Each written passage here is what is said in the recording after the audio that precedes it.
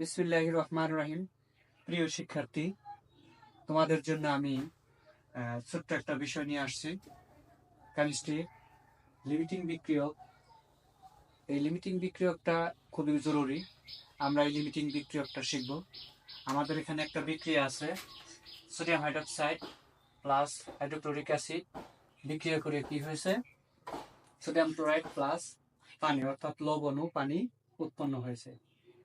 এখানে sodium hydroxide আছে 5 গ্রাম, আর এটা আসলে 10 গ্রাম হাইড্রোক্লোরিক অ্যাসিড। এখন এটার মধ্যে কোনটা লিমিটিং বিক্রিয়ক আমরা সেটা নির্ণয় করব। আমাদের লিমিটিং বিক্রিয়কের জন্য বিক্রিয়ক যেগুলো এখানে বিক্রিয়ক আছে সোডিয়াম হাইড্রোক্সাইড এবং হাইড্রোক্লোরিক অ্যাসিড। আমরা প্রথমে এদের আণবিক ভরগুলো বের করব। এখানে আণবিক ভর হবে 23, 17 আর 1। আমাদের হচ্ছিল 23, 17 না, ভুল লিখেছি, 23, 16, অর্থাৎ 23 আর 17 মিলে হবে 40।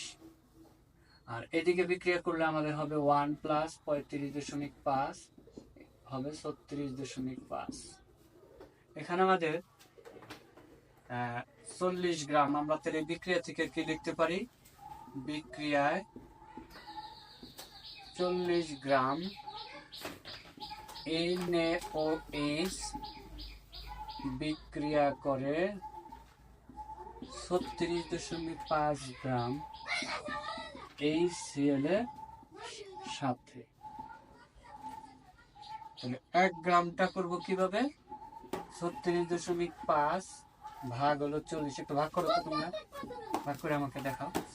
এরপরে হলো আমাদের এখানে যেহেতু সোডিয়াম হাইড্রোক্সাইড আছে 5 গ্রাম, কত আসছে 0.91 গ্রাম।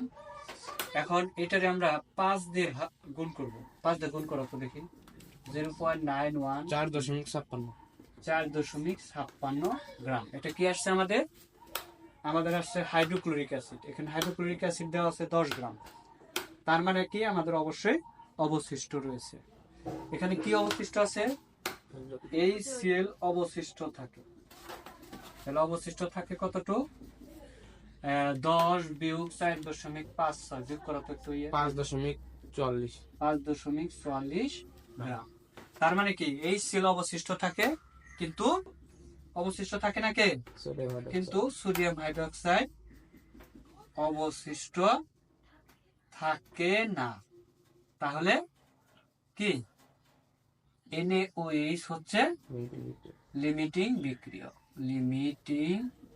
বিক্রিয়ক। ধন্যবাদ সবাইকে। আজকের মতো এখানেই শেষ।